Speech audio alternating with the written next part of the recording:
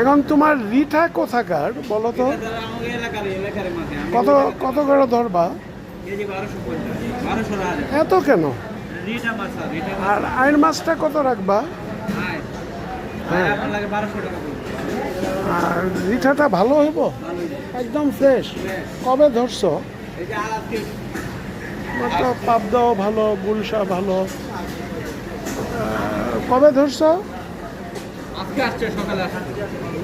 KG 1200, এটা অনেক বেশি আমার জন্য।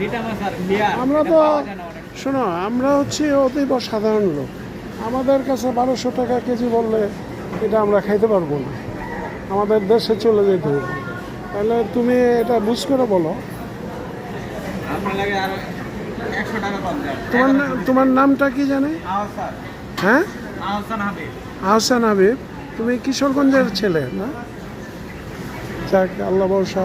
কিন্তু মাছ তোমার ভালো, এতে আর কোনো সন্দেহই নেই, বুঝছো?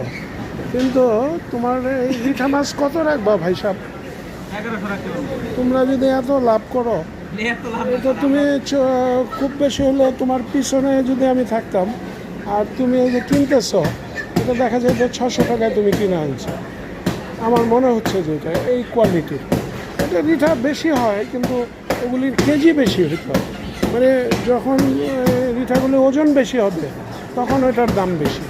তো যাই হোক, এটা দিলে আমাকে ভাই সাহেব 700 বা 100 টাকা বাড়াই দিলাম, 800 টাকায় দিতে পারো। আসসালামু আলাইকুম ওয়া রাহমাতুল্লাহ। Thank you very much. জাজাকাল্লাহ খায়রান।